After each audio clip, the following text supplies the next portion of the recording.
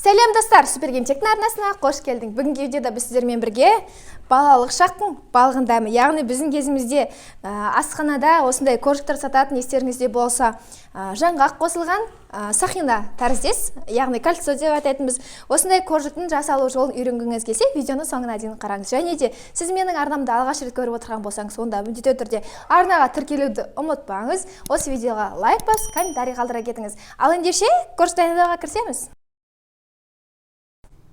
Бізге қажет заттар: сармай 180 грамм, яғни бір пачка, ұн, қант және де қамыр қопсытқыш, бір дана жұмыртқа қажет. Бұл бізге қамырына қажет. Қамырын бірінші дайындап алатын боламыз. Ол үшін біз таза ыдысымызға сармайымызды саламыз.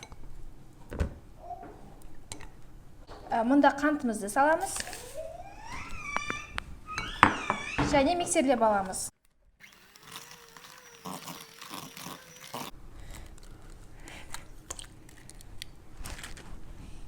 Бір дана жұмыртқа салдық, енді миксерлеп аламыз.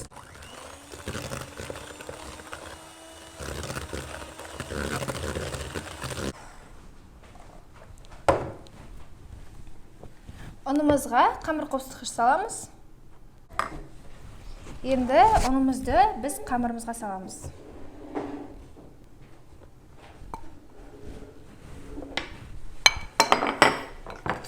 Енді араластырамыз. Қамырымыз біркелкі болғанша басында лопаткамен, одан кейін қолмен қамырымызды илейтін боламыз. Қамырымыз біркелкі болғанша илейміз, яғни біріктіреміз. Мінекей, нәтижесінде қамырымыз осындай біркелкі әдемі болып шықты. Енді пакетке кигізіп, қамырымыз холодильникте шамамен 20 минуттай тұрды. Енді қамырымызды жаятын боламыз. Жайған қамырымызды мынандай дөңгелек формамен кесеміз. Егер сізде ирек дөңгелек форма болса, сонымен кесеңіз тіпті керемет болады. Себебі негізі кальций коржықтар сондай формада болады. А мен ондай форма жоқ, сондықтан осындай дөңгелек формамен кесіп жатырмын. Және ортасын ондай колечко жасаймыз. Енді артық қамырларды алып тастаймыз.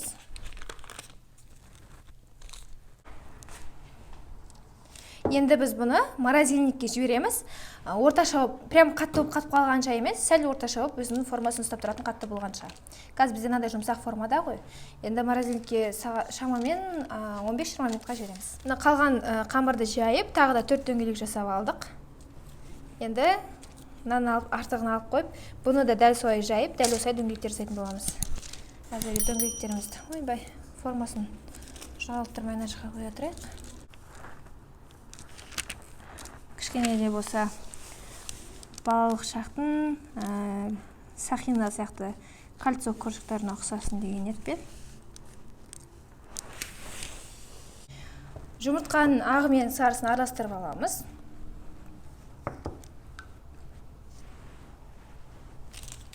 Бір кальцийімізді алып аламыз былайынан. Қарасаңыздар, қатты қатпаған, бірақ жұмыс жасауға ыңғайлы. Оған жұмыртқамызды жағамыз. Және де былай арахисімізға толыққанды батырамыз. Менде мынандай үгітілген кәдімгі жаңғақ, жер жаңғақ. Сырты қызылы болса, сізде сыртын жақсылап тазалап алып қолдансаңыз болады. Сөйтіп алып аламыз.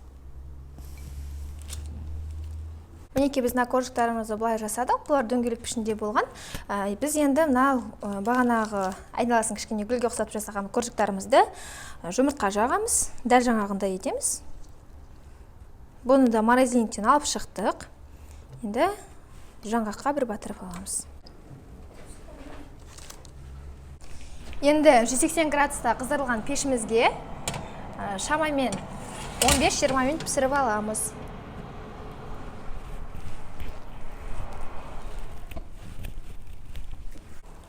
Мінекей біздің коржықтарымыз пісті. Енді біз тарелкаға көтереміз барлығын. Мінекей былай болып пісті, асты осындай.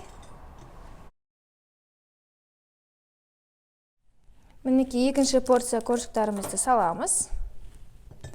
Мінекей корждардың астары осындай әдемі болып пісті. Дәл осы рецептпен менде мінекей 18 штук коржик пайда болды. Қазір сіздерге біреуін сындырып көрсетемін. Қараңыздар. Мінекей біздің коржиктарымыз дайын. Мен осындай сындырып қойдым, қараңыздар. Сондай тестосы песочный. Өте дәмді. Қанты өте көп емес. Әдемі, сақина тәріздес коржиктарымыз пайда болды. Сіздер де міндетті түрде жасап көріңіздер, өздеріңізді және жақындарыңызды қуантыңыздар. Сіздермен бірге болған мен, Құралай Орынбасар, келесі видеоблогта жүздескенше.